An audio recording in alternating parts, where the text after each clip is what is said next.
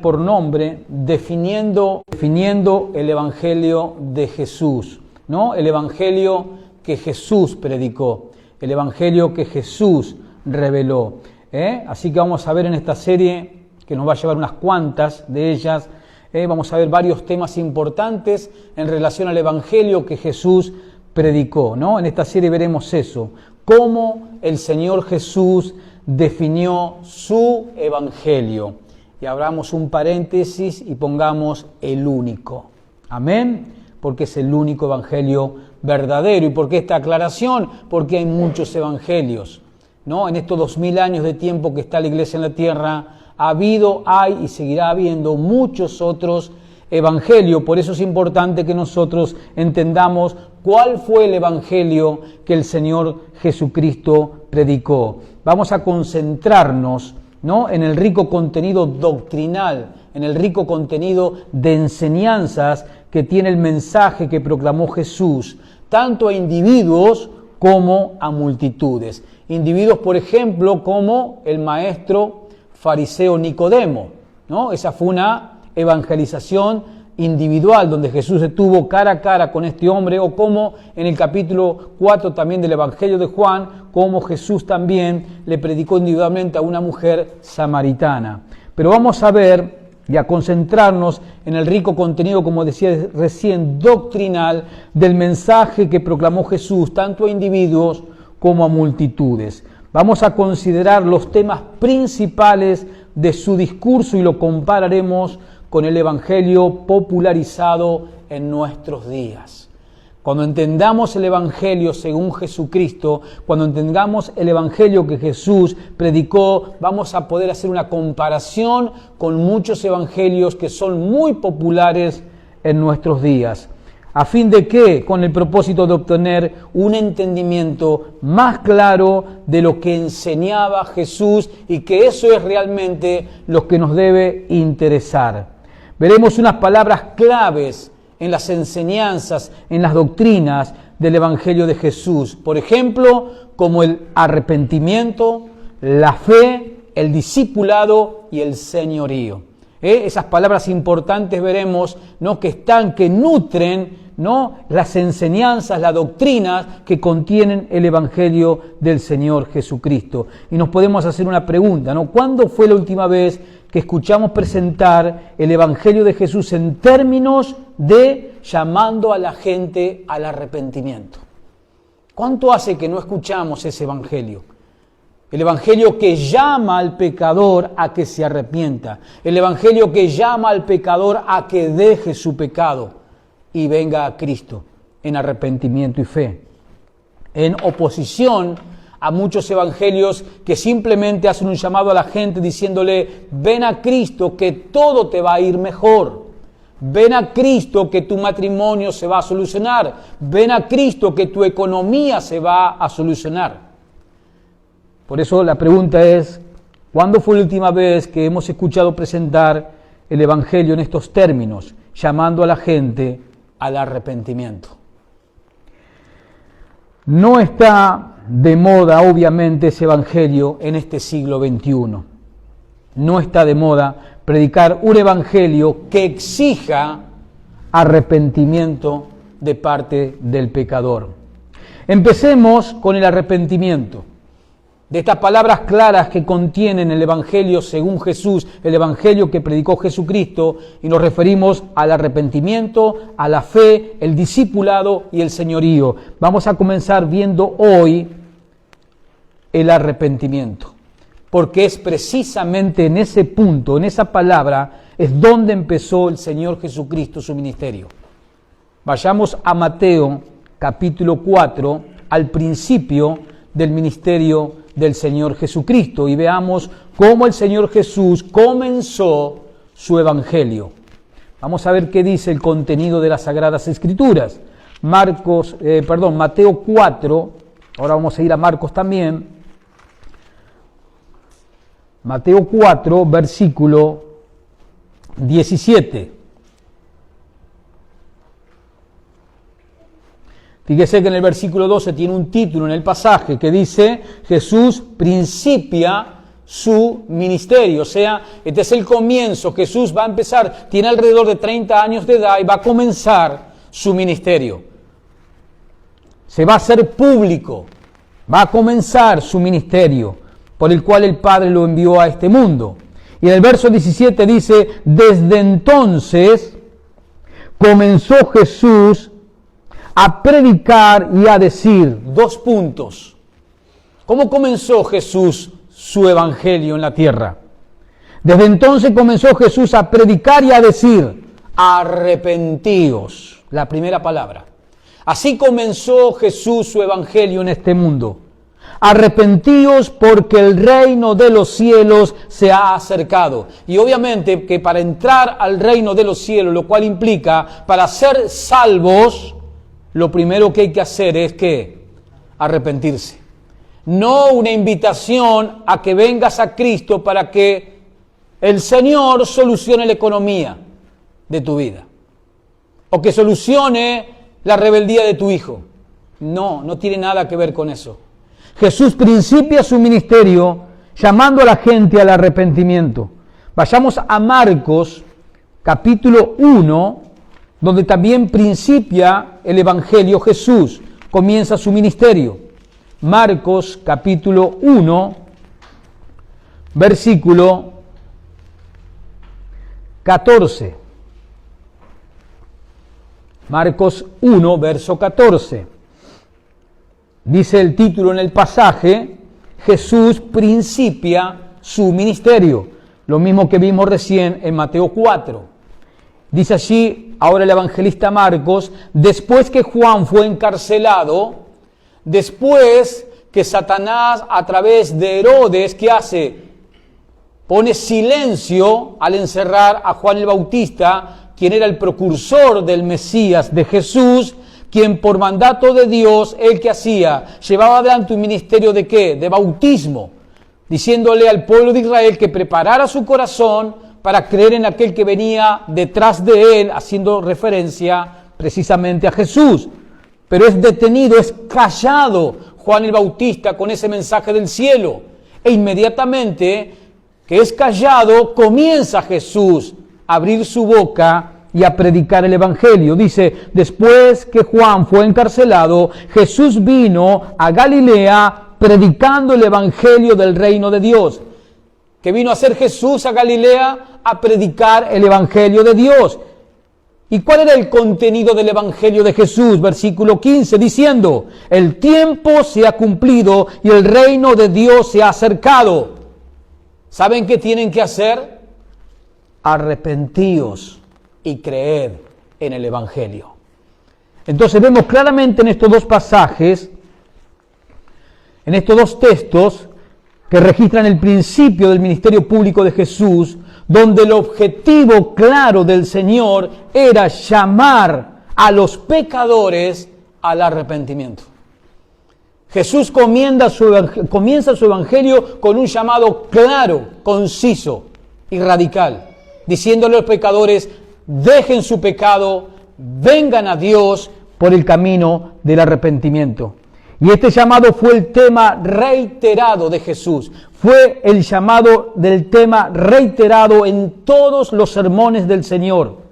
Él se enfrentaba a las multitudes y les proclamaba que debían arrepentirse. Él llamaba tanto a multitudes como a individuos con un llamado claro. Y ese llamado era al arrepentimiento. Fíjense en lo que registra el evangelista Lucas en el capítulo 13, con 2 ejemplos de 2 hechos reales que sucedieron en la tierra de Palestina. Lucas 13, versículo 1. Lucas 13, verso 1. El arrepentimiento fue el llamado, fue el tema reiterado de todos los sermones del Señor. El Señor se enfrentaba a multitudes y les proclamaba que debían arrepentirse. Fíjense, Lucas 13, verso 1, lleva como encabezado este pasaje, arrepentíos o pereceréis, o se perderán. Dice allí el verso 1, en este mismo tiempo estaba allí algunos que le contaban acerca de los galileos cuya sangre Pilato había mezclado con los sacrificios de ellos. Respondiendo Jesús les dijo: ¿pensáis que estos galileos, porque perecieron tales cosas, eran más pecadores que todos los galileos? Os digo, no, no. Antes, si no os arrepentís, todos pereceréis igualmente. Verso 4, o aquellos 18 sobre los cuales cayó la torre en Siloé y los mató, ¿pensáis que eran más culpables que todos los hombres que habitan en Jerusalén? Os digo, no, no. Antes, si no os arrepentís, todos pereceréis igualmente. Es claro el Señor. Es clarísimo. El punto, ¿cuál es? Lo que Jesús le está diciendo a esta gente, que le trajeron 2 comentarios sobre 2 hechos que habían ocurrido, donde ciertas personas habían muerto, unos sacrificados por Herodes, otros porque cayó una torre que estaban construyendo y mató a 18 personas. El punto de Jesús es, no importa cómo mueras, acá lo que importa es que si no te has arrepentido, lo que implica, si no has arreglado tu pecado con el Señor y mueres en esa condición, te perderás eternamente. Porque todos de una u otra manera dejaremos este mundo. O por una enfermedad o por un accidente, no importa, todos de una u otra manera dejaremos este mundo. Ese no es el punto. El punto es, si dejas este mundo con todos tus pecados encima, tendrás que rendir cuenta. Pero vemos el punto claro que Jesús remarca aquí. ¿Cuál es el punto? Arrepentíos o pereceréis eternamente. Entonces vemos claramente que el evangelio que predicaba Jesús, sus primeras palabras eran arrepiéntanse. El arrepentimiento bíblico es un cambio de mente, de manera de pensar. El arrepentimiento bíblico es un cambio de mente. Un cambio de actitud. ¿Respecto a qué? Respecto a quién es Dios. Respecto a quién es Cristo. ¿Y dónde voy a encontrar yo al Dios verdadero? ¿Dónde voy a encontrar yo manifestado al Cristo verdadero? Solamente en las Escrituras. Pero el arrepentimiento bíblico, lo que la Biblia nos revela en cuanto al arrepentimiento, es un cambio de mente, un cambio de actitud en cuanto a quién es Dios, cómo es Dios, en cuanto a quién es Cristo, qué ha hecho Cristo. Y también es un arrepentimiento a las obras muertas, que implican toda nuestra creencia fuera de la revelación bíblica. Y también, obviamente, un arrepentimiento a la vida de pecado. El arrepentimiento que predicaba Jesús, claramente, como vimos en estos textos, era un llamado a abandonar la vida de pecado, como también una invitación a la fe en Él y en su obra expiatoria en la cruz. Desde el primer mensaje hasta el último, el tema de Jesús era un llamado a las personas, claro y conciso, un llamado a las personas, un llamado a los pecadores a que dejen su pecado, a que se arrepientan. Y no significaba solo a cambiar de pensamiento respecto a quién era Él.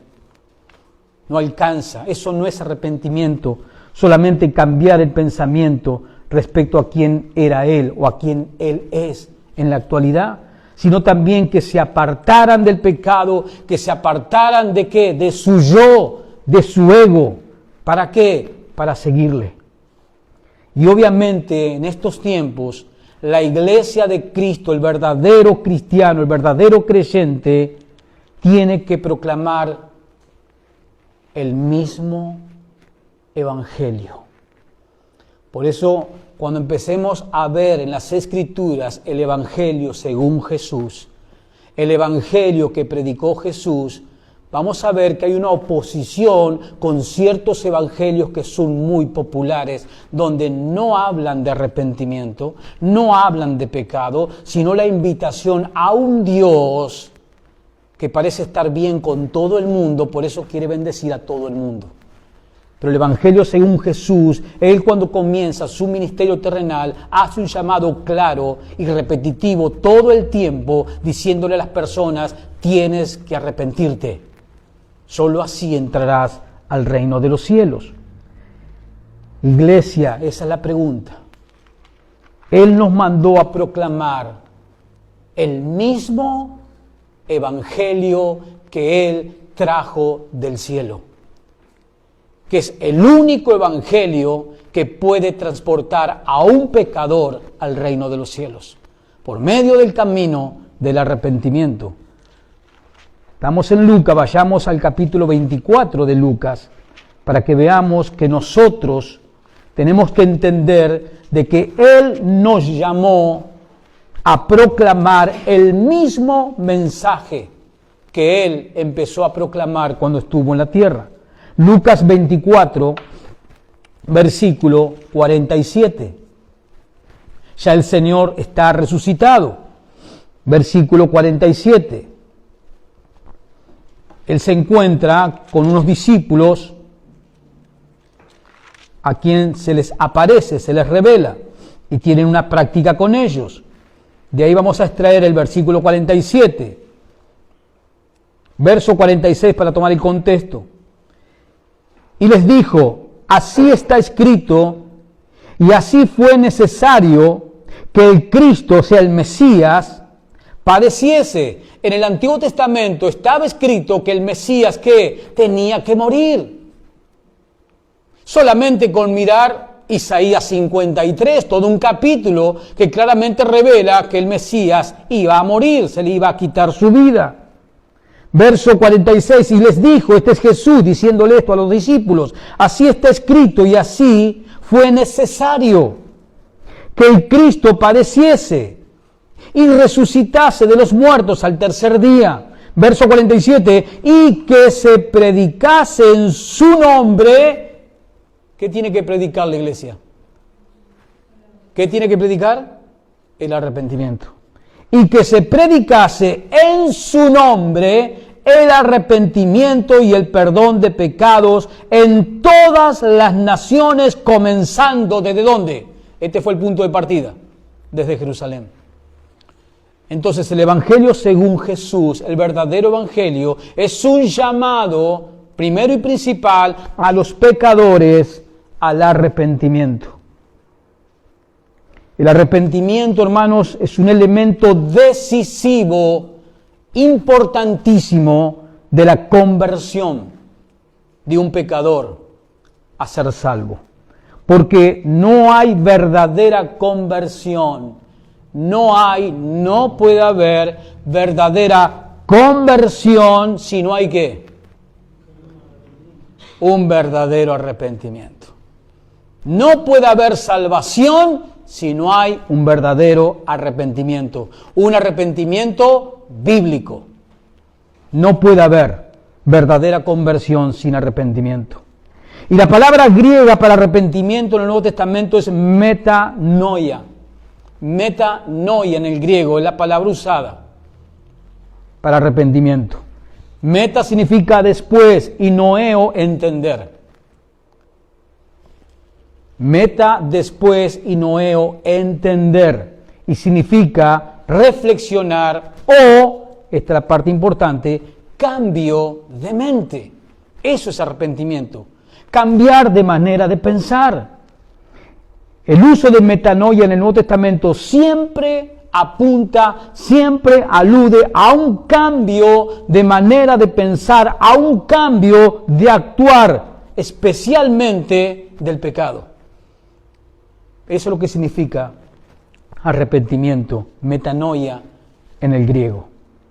El sentido en que Jesús usó la palabra metanoia quería obviamente repudiar totalmente la forma de vida pecaminosa y acudir a Dios inmediatamente después de repudiar esa vida pecaminosa, acudir a Dios en búsqueda de ¿qué? De perdón de pecados, en búsqueda de salvación.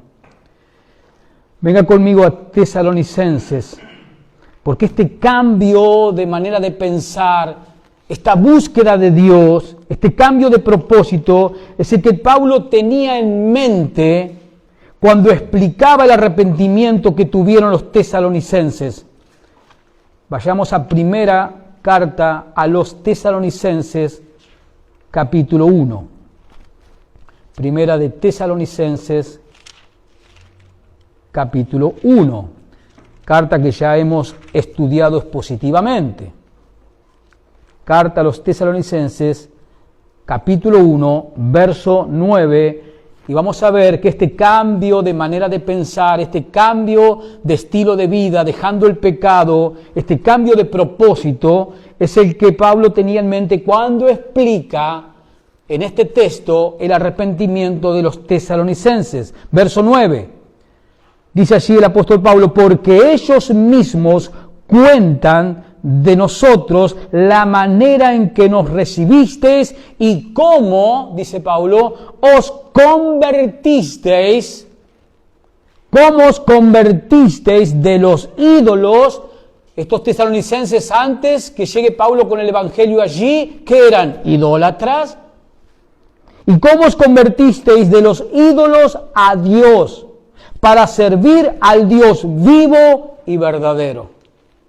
Ahí está Pablo explicando el arrepentimiento que habían tenido estos tesalonicenses cuando él llegó a predicar el evangelio a esa ciudad. Y note los tres componentes del arrepentimiento en ese texto. Tres componentes claros. Volverse a Dios.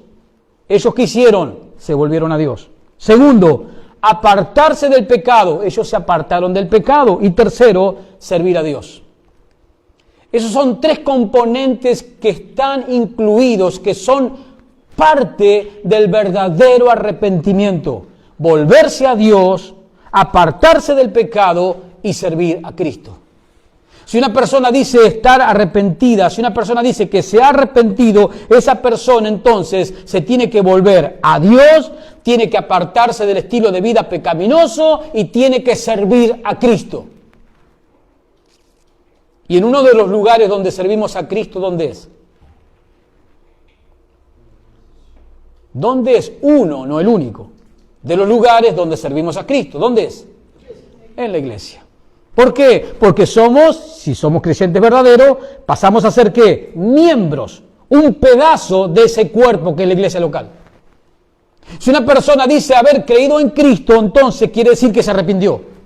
Y si se arrepintió, esa persona se volvió a Dios, lo cual se hizo la prioridad en su vida, lo más importante, esa persona se apartó de su vida pecaminosa y esa persona ahora quiere servir día y noche a Dios. Si yo no veo esa actitud en la persona, yo tengo todo el derecho, por la autoridad que me da la Escritura, de dudar de su conversión. Porque Pablo aquí en este texto me está describiendo cómo es el arrepentimiento, en este caso el arrepentimiento verdadero que habían tenido estas personas en la ciudad de Tesalónica. Ellos que habían tenido un volverse a Dios, un apartarse del pecado y estaban sirviendo a Cristo. Son tres componentes, tres ingredientes del verdadero arrepentimiento. Si no están esos ingredientes, no ha habido un arrepentimiento genuino. Ningún cambio de mente puede llevar verdadero arrepentimiento sin incluir estos tres componentes, sin incluir estos tres elementos. Ningún cambio de mente puede llamarse verdadero arrepentimiento. Porque hay personas que han venido a la iglesia, han recibido la información a través de las Escrituras y mentalmente se han convencido de que Jesús es el único Salvador. Pero después de ahí, esas personas no vemos que hayan puesto a Dios como prioridad en sus vidas. No los vemos sirviendo a Dios. Y no los vemos que sus vidas hayan tenido un cambio de conducta, sino que siguen en sus mismos pecados. Pero ellos se han convencido en su mente que como ahora conocen a Cristo y han dicho, creemos en ese Cristo, les parece que eso es suficiente. Pero no sirven a Dios, no tienen a Dios como prioridad y no han dejado, obviamente, su estilo de vida pecaminoso. Pero como en esos falsos evangelios dicen que todo eso está bien, con solo creer en Jesús ya basta. Y nosotros, por ejemplo, vamos a Santiago capítulo 2, versículo 19, y Santiago dice, los demonios también creen. El arrepentimiento no es solamente lo mental. No es solamente lo mental. Ningún cambio de mente puede llamarse verdadero arrepentimiento, sin incluir estos 3 elementos que hablamos recién. Volverse a Dios, apartarse del pecado y servir a Dios a partir de ese momento. Un cambio de mente tendrá necesariamente como resultado, un cambio de ¿qué? De manera de vivir. Un cambio de mente tendrá como resultado un cambio de conducta. ¿Por qué? Porque si me arrepentí, voy a empezar a ver el pecado como ¿qué? Como pecado, como algo que ofende a Dios, como algo que clavó a Cristo en la cruz y lo voy a empezar a aborrecer. Cuando yo tengo en mi mente la claridad de las Escrituras, inevitablemente va a llevar a cambiar mi manera de actuar, mis prioridades. Porque según lo que pienso, eso es lo que soy. Entonces tengo que entender esa verdad.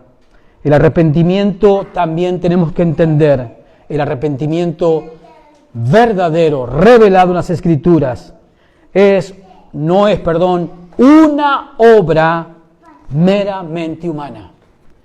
Y ese punto es importante que lo tengamos en cuenta. El arrepentimiento no es una obra humana.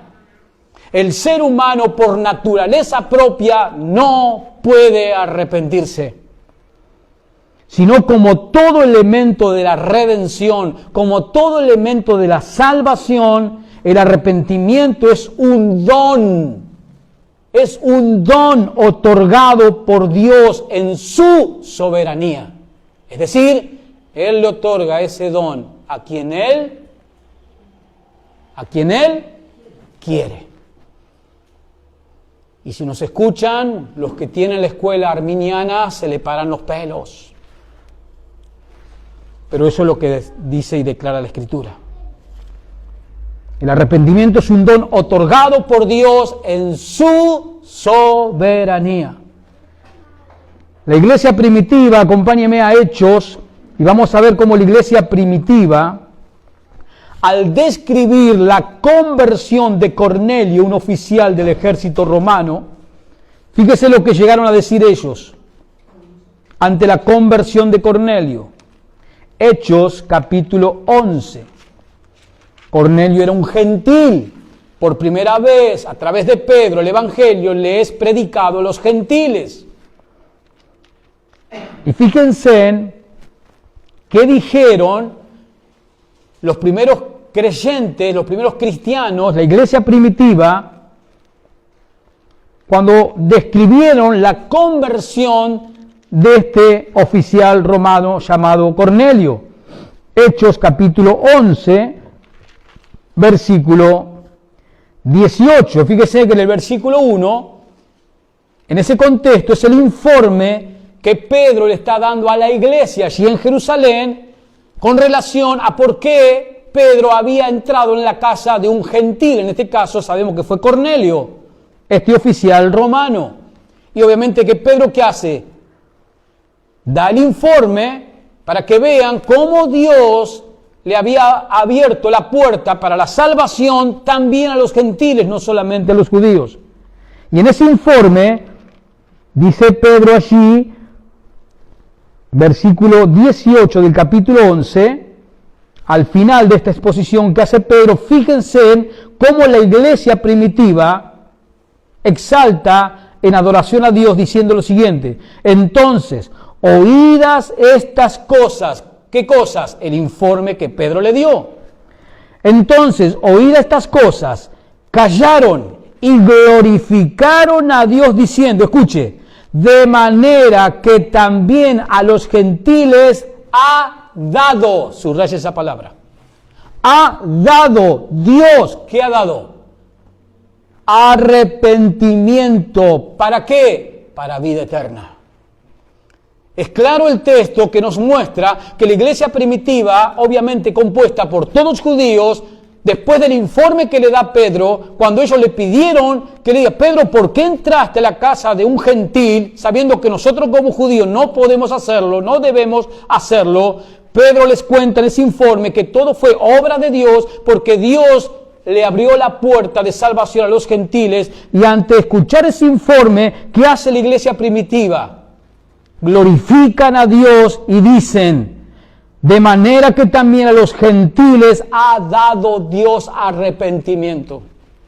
El arrepentimiento no es una obra humana, no nace del corazón humano, porque el ser humano no quiere arrepentirse, porque el ser humano, cuando tú le dices tienes que arrepentirte, te va a decir ¿de qué? Porque él se siente como justo. Pero la Biblia claramente nos dice que el hombre no es justo, sino que es un pecador. Y como el ser humano en su naturaleza no está en reconocer su condición, mucho menos arrepentirse, Dios en su soberanía da el don del arrepentimiento en quien Él quiere. Y si tú estás en Cristo, fue porque Dios en su soberanía quiso que te arrepintieses para salvarte. Ya eso es suficiente para vivir adorando a Dios por toda la eternidad. Pero obviamente que el arrepentimiento en el capítulo 5, también de Hechos, veamos otro pasaje que nos muestra claramente que el arrepentimiento es una obra, es un don, no una obra, un don de Dios y no es una obra humana. Capítulo 5 de Hechos, versículo 31, 5:31. El contexto es, Pedro y Juan son perseguidos por las autoridades judías allí en Jerusalén. Fíjense lo que responden Pedro y Juan en el versículo 31. Dice allí, versículo 31, a están diciendo Pedro y Juan al Sanedrín, que los estaba juzgando, y le estaban diciendo, no queremos que prediquen en ese nombre. Vamos a tomar el contexto un poco. Vamos al versículo 29. Dice, respondiendo Pedro y los apóstoles diciendo, es necesario obedecer a Dios antes que a los hombres. ¿Por qué? Porque estas autoridades del Sanedrín con el sumo sacerdote estaban diciendo, no queremos que prediquen esas enseñanzas de ese hombre o acerca de ese hombre. ¿Cuál era Jesús? Que ellos habían crucificado. A lo cual la respuesta de Pedro con los apóstoles, ¿cuál es? Respondiendo Pedro y los apóstoles dijeron, es necesario obedecer a Dios antes que a los hombres. Versículo 30, el Dios de nuestros padres levantó a Jesús, a quien vosotros matasteis colgándoles en un madero. A Dios ha exaltado con su diestra por príncipe y salvador para dar a Israel arrepentimiento y perdón de pecados. Para dar. El arrepentimiento es un don, es algo que Dios regala, que Dios da al pecador. Ya que vemos otro texto que claramente nos muestra eso. Pero veamos un texto más, aunque hay muchos, vayamos a Timoteo 2, para que veamos que el arrepentimiento no es una obra humana, no está en el corazón natural pecador del ser humano arrepentirse para con Dios. No está esa esencia en él. Por eso Dios tiene que otorgar ese don que es el arrepentimiento. Segunda de Timoteo, capítulo 2, versículo 25, casi al final del capítulo 2. Vamos a tomar un poco el contexto, vamos a leer el verso 24. Segunda de Timoteo 2, 24. Dice allí, porque el siervo del Señor, esto es el creyente, el Hijo de Dios, en este caso nosotros que estamos aquí, somos siervos del Señor. ¿Se acuerdan un ingrediente del verdadero arrepentimiento? ¿Cuál es? ¿Servir a quién? A Dios.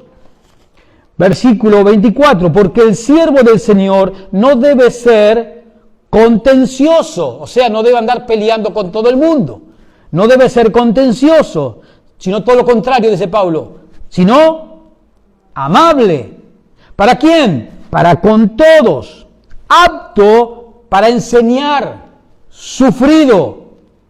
Verso 25, que con mansedumbre corrija a los que se oponen, por si quizás Dios les conceda que se arrepientan. por si quizás el Dios en su soberanía les conceda ¿qué? Arrepentimiento. Es clara en las Escrituras que el arrepentimiento es un don, es un regalo de Dios en su soberanía.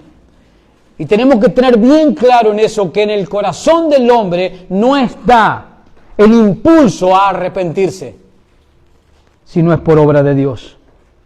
Entonces, claramente, si Dios es quien otorga el arrepentimiento, claramente demuestra que no es una obra humana el arrepentirse. El arrepentimiento es un mandamiento también. El arrepentimiento es un mandamiento. Y son dos caminos que son paralelos. No se cruzan, no se oponen, no se contradicen. Número uno, como vimos, el arrepentimiento es un don de Dios. Pero a pesar de que el mandamiento es un don de Dios, Dios manda al pecador ¿a qué? A que se arrepienta. ¿Lo entiende? Son dos caminos que son paralelos. No se cruzan, no se oponen, son dos verdades. Que Dios es quien concede el arrepentimiento, pero también Dios manda al pecador que se arrepienta. Y eso lo vamos a ver claramente en las Escrituras. El arrepentimiento es un mandamiento a reconocer la pecaminosidad propia y odiarla, obviamente. Es volverle la espalda al pecado. Es acudir a Cristo y es entregarnos a Él con plena devoción. Volvamos a Hechos, pero vayamos al capítulo 17 para ver el mandato de Dios a los seres humanos a que se arrepientan. Eso también es una verdad revelada en las Escrituras. Capítulo 17, versículo 30. Pablo aquí se encuentra en Atenas, en el Areópago. Está exponiendo, está predicando el Evangelio a los filósofos griegos. Ahí se encuentra Pablo. Esto es un choque espiritual, esto es una guerra espiritual entre las filosofías humanas corruptas, enfrentando la verdad del Evangelio en la boca del apóstol Pablo. Ese es el contexto de este capítulo 17, a partir del versículo 16.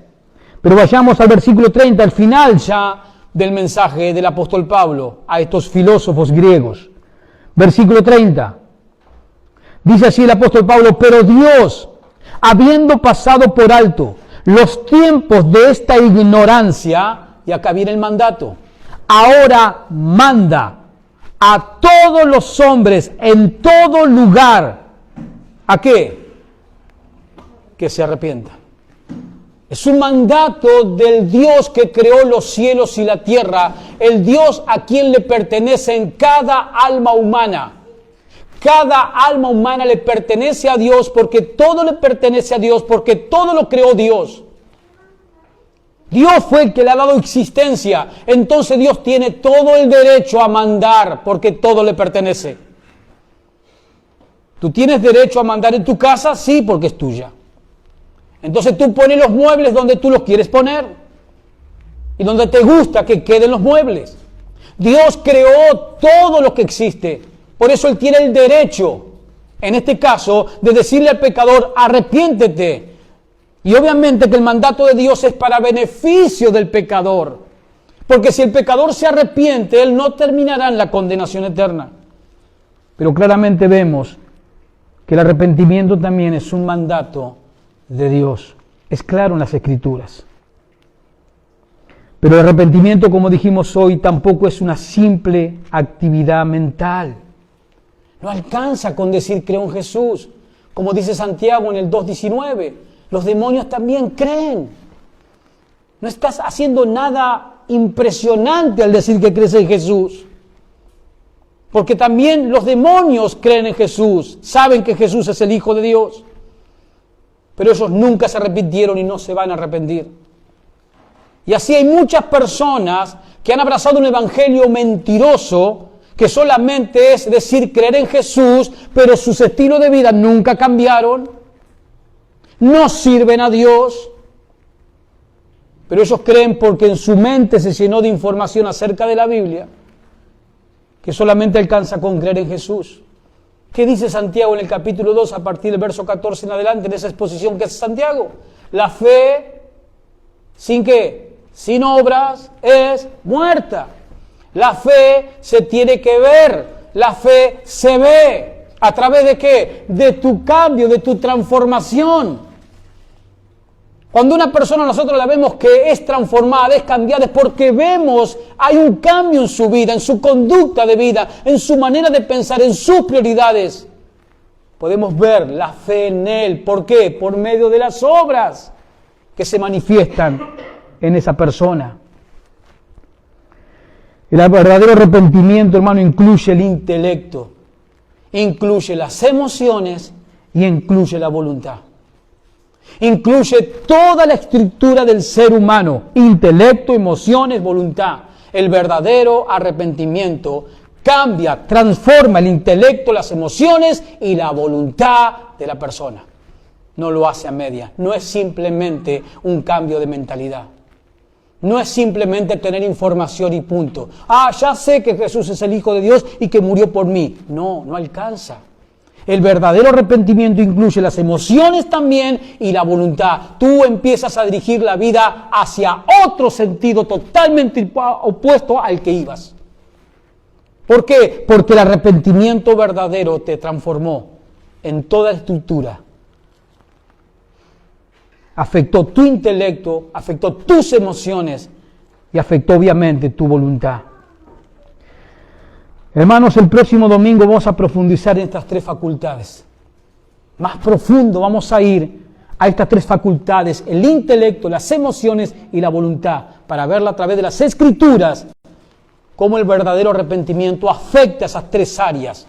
Y si no afecta a esas tres áreas es porque no ha habido un verdadero arrepentimiento en esa persona. Hermanos, a la luz de lo que hemos visto, a la luz de cómo Jesús comenzó su evangelio. ¿Y qué significa, como vimos recién, el arrepentimiento bíblico, como vimos recién en algunos textos? La pregunta es inevitable. ¿Verdaderamente te has arrepentido? ¿Verdaderamente te has arrepentido para con Dios? Porque no hay salvación si no hay verdadero arrepentimiento. Entonces la pregunta vale: ¿te has arrepentido verdaderamente? ¿Le has pedido a Dios que te conceda el arrepentimiento? ¿Vio los dos caminos paralelos? El arrepentimiento es un don de Dios, pero al mismo tiempo Dios manda que te arrepientas. ¿Cuál es la respuesta? Pídele a Dios que te dé arrepentimiento. Y luego, arrepiéntete.